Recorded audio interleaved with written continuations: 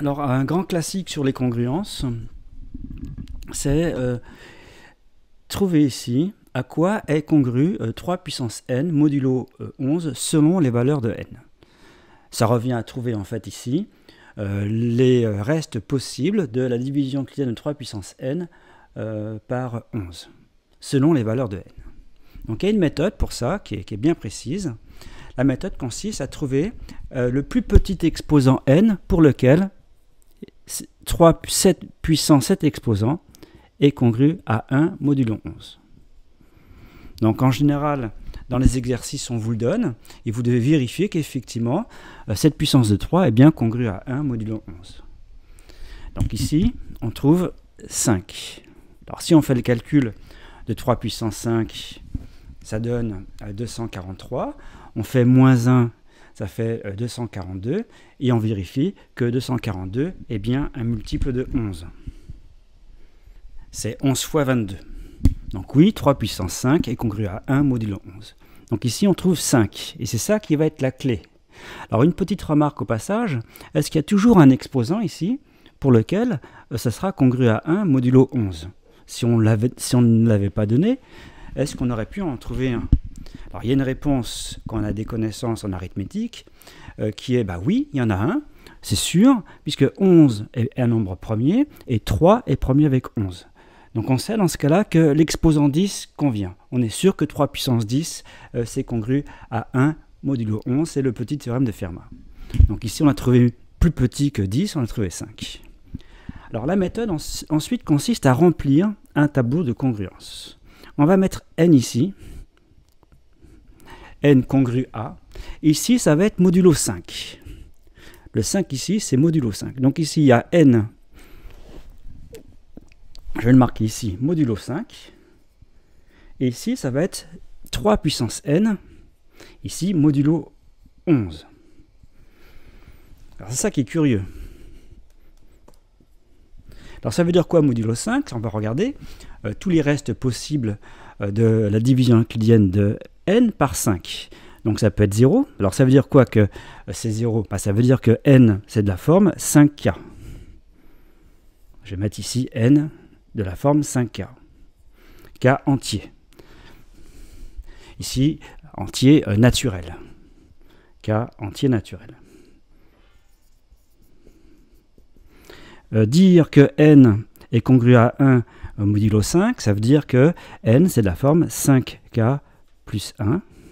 Donc ensuite, il y a 5k plus 2, 5k plus 3 et 5k plus 4. Alors, je vais faire le tableau un peu mieux. Donc là, j'ai refait le tableau plus clairement. Donc ici, les valeurs de n, c'est selon les restes de la division euclidienne par 5. Donc ici, il y a en fait 5k.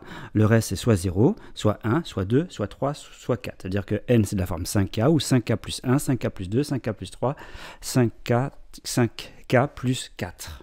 Ce qu'on appelle disjonction des cas. On fait une étude par disjonction des cas. Il y a 5 cas possibles. Bon, alors maintenant, pourquoi on fait ça ? Pourquoi c'est modulo 5 ici pour n et pourquoi c'est modulo 11 ici pour 3 puissance n ? Alors ici, pourquoi ? C'est parce que c'est ce qu'on demande, c'est la question initiale. Et le 5 ici, il vient de ça. Alors vous allez voir comment on va faire, par exemple, pour chaque cas. Donc je vais faire le premier cas ici, dans le cas où n, c'est de la forme 5k. Puis après, je ferai tous les autres cas.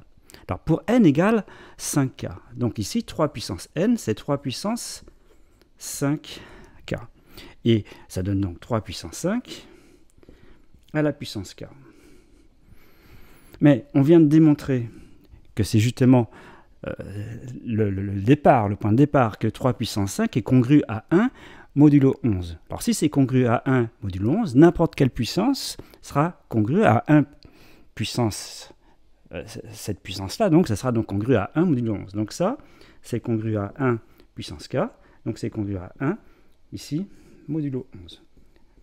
K, je vous rappelle, c'est un entier naturel. Donc ici, on trouve 1. On va faire pour les autres cas. Alors deuxième cas, n, c'est de la forme 5k plus 1. Donc on fait 3 puissance 5k plus 1. Eh bien, on décompose, ça fait 3 puissance 5k fois 3. Donc 3 puissance 5 à la puissance k fois 3. Ça, on vient de dire que c'était congru à 1 modulo 11. Donc tout ça, c'est congru à 3 modulo 11. Donc ici, on trouve 3. Faisons avec 2 ici. Je n'ai pas besoin de tout effacer. Si on fait avec 2 ici, bah, ici, ça va donner 3 au carré. Et donc, ça va donner modulo à 9. Congru à 9 modulo 11. 9. Là, je vais effacer. Pour ce cas-là, ici, 5k plus 3, ça fait 3 puissance 5k plus 3. Ça fait donc 3 puissance 5 puissance 4 fois 3 puissance 3. Ça, on vient de dire que c'était congru à 1. Donc tout ça, c'est congru à 3 puissance 3, c'est-à-dire à 27. Modulo 11. Alors on va simplifier puisqu'on veut le reste. Hein.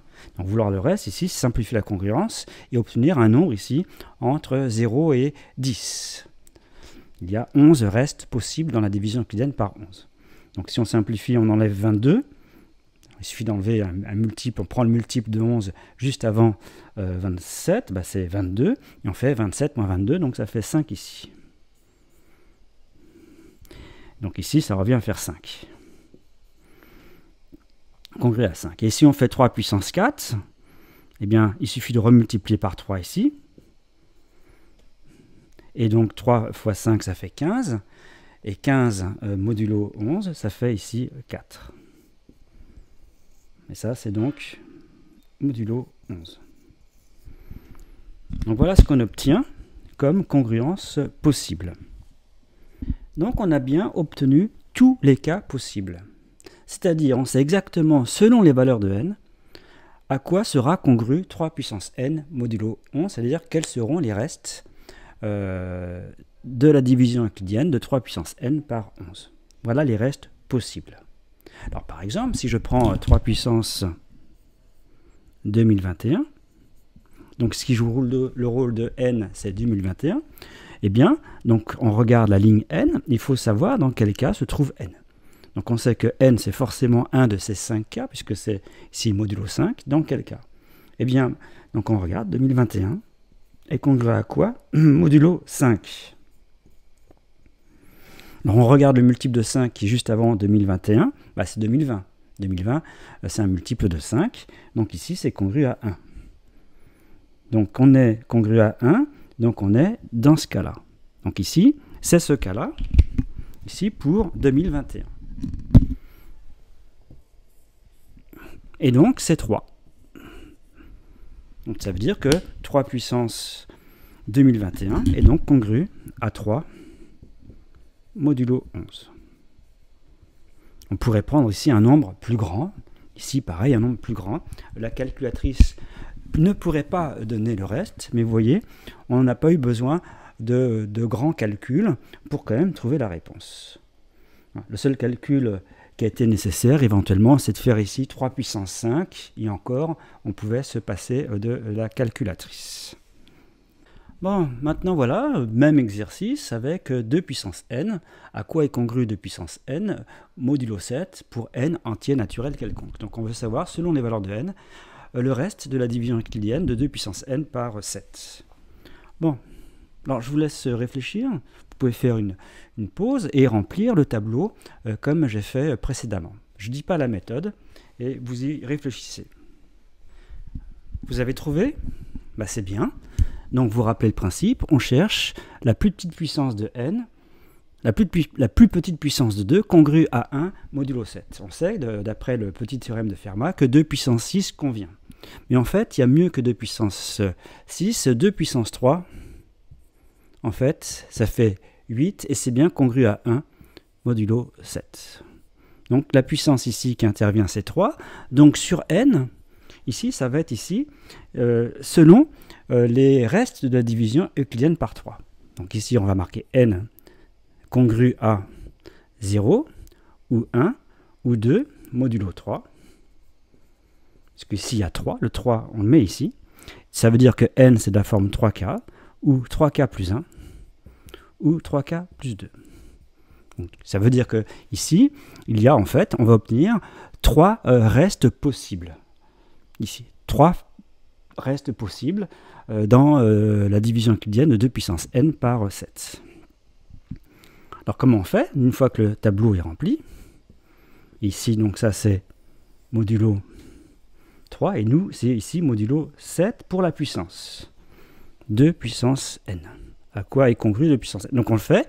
Si n c'est 3k, eh bien ça fait 2 puissance 3k. 2 puissance 3k on écrit sous forme 2 puissance 3 à la puissance k. Ça on sait que c'est congru à 1. Donc tout ça c'est congru à 1. Puissance k, c'est-à-dire c'est congru à 1. Modulo ici 7. Donc ici on obtient 1.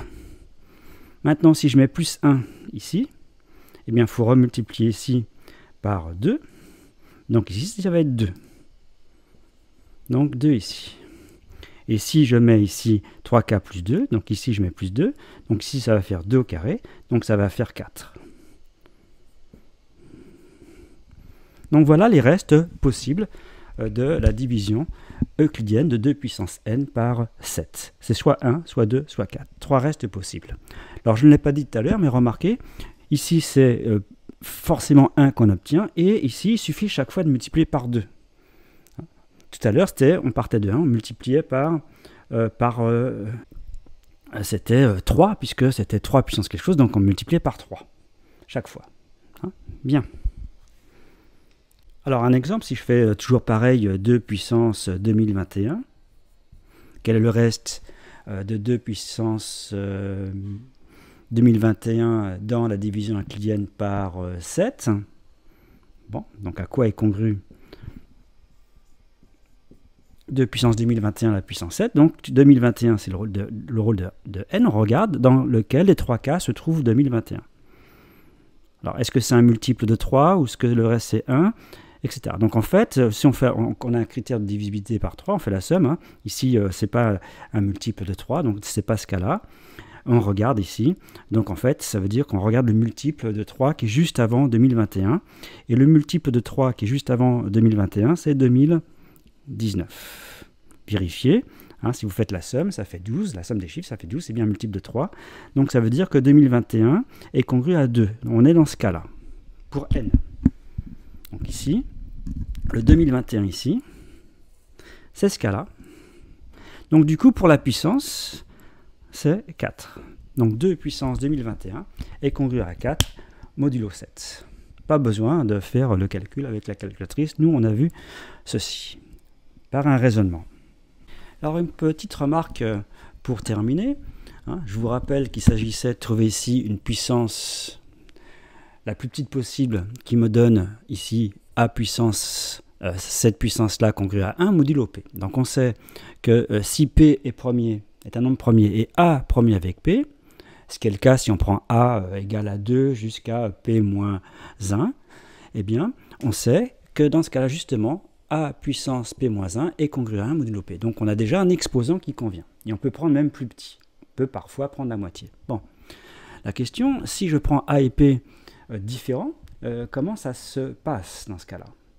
En tout cas, il y a une chose qu'on peut dire, c'est dans le cas où A et P ne sont pas premiers entre eux. Dans le cas où le PGCD, alors je ne vais pas faire un cours sur le PGCD, hein. PGCD de A et de B, ce n'est pas 1. Dire que c'est strictement supérieur à 1. Dire que AA et P, CP, ne sont pas premiers entre eux. Dans ce cas-là, il n'y aura pas d'exposant ici pour lequel ça sera congru à 1. Alors pourquoi? Bien, on va faire un raisonnement par l'absurde. Supposons qu'effectivement, il y a une puissance ici, que je vais noter K, pour laquelle, donc ici K, c'est censé être un entier non nul. Parce que si c'est 0, évidemment, parce que si on prend la puissance 0, eh bien la puissance 0, ça fait 1, c'est bien congru à 1 modulo P. Alors c'est pas une puissance 0 qu'on veut, hein. Rappelez-vous la méthode, il faut une puissance autre que 0. Donc ici, K, c'est un entier non nul. Donc si on avait un entier non nul comme ça, pour lequel on met ça, donc on fait un raisonnement par l'absurde. Donc on traduit la congruence, hein. Ça veut dire que si je fais la différence, c'est un multiple de P.